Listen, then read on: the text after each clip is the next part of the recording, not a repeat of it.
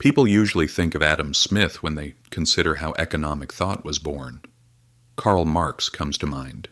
If they paid some attention in school, even Aristotle appears.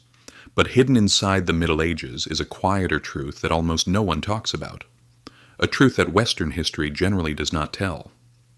About 1,000 years ago, there was neither capitalism nor central banks.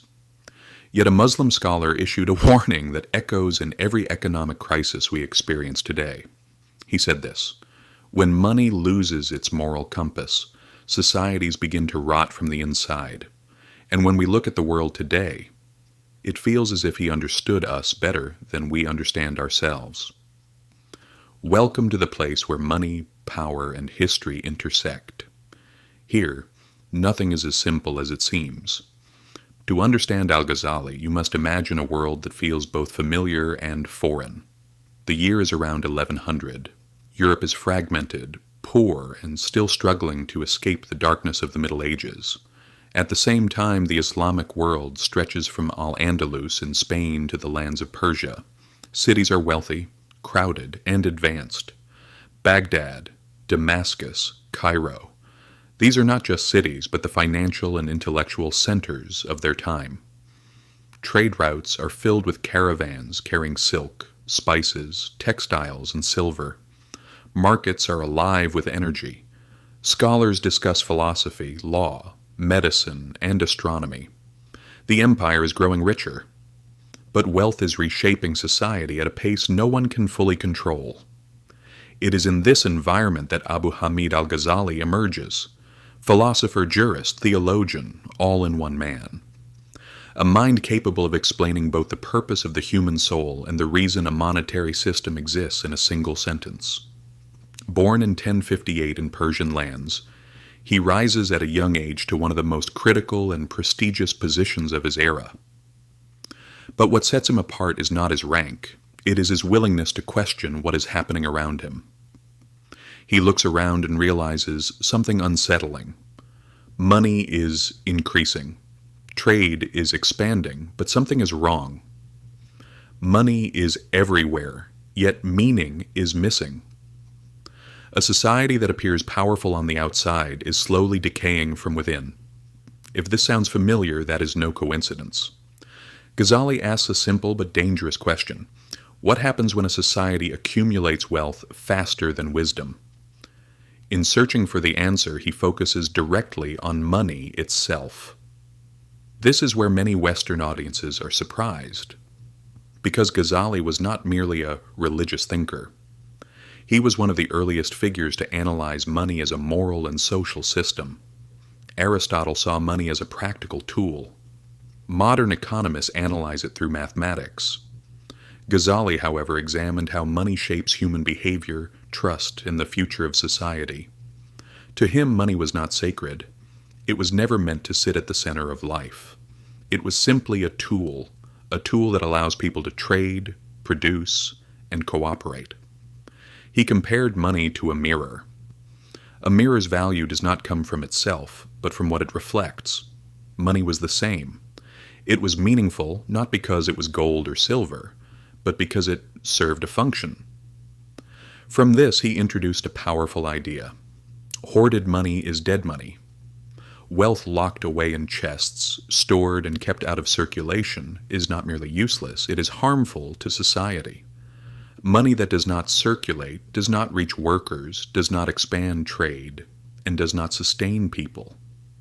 Ghazali described this as stopping the flow of blood in a body. It is the same criticism we hear today in debates about inequality. But his concern was not greed alone.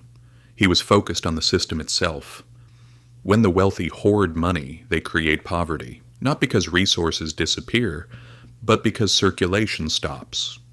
Prices distort, markets freeze, and society pays the price. Another of his harsh criticisms was directed at speculation.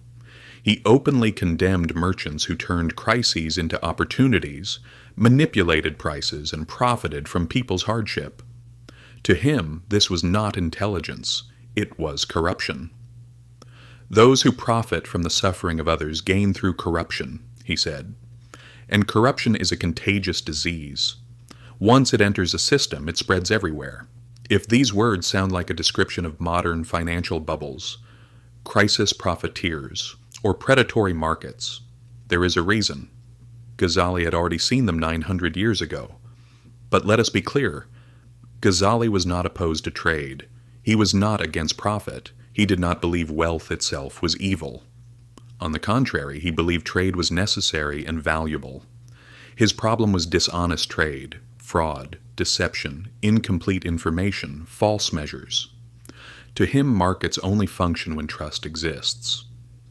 The moment trust disappears, the entire system collapses. This is why he emphasized labor. He argued that money earned through honest work strengthens people, while money gained through manipulation destroys them. This may sound like a moral lesson, but it is deeply practical. Societies grow stronger through contribution and weaker through exploitation. Ghazali also criticized states. In the Middle Ages, rulers often reduced the gold or silver content of coins to save their economies, what we now call hidden inflation. Ghazali openly called this theft, because it destroys trust in the market and hits the poor the hardest. The role of the state, he argued, was not to manipulate markets, but to protect them fairly. An unjust ruler, in his view, could harm a country more than any external enemy. His conclusion was clear. A society can endure poverty, but it cannot endure corruption. Economies do not collapse because money runs out, but because trust runs out.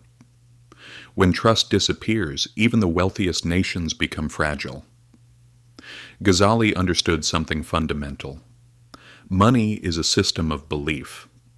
When people stop believing, the system collapses, and throughout history it always has. When we look at the world today, we see his ideas everywhere: excessive debt, speculation, inequality, and declining trust in institutions. The scale has changed, but human behavior has not.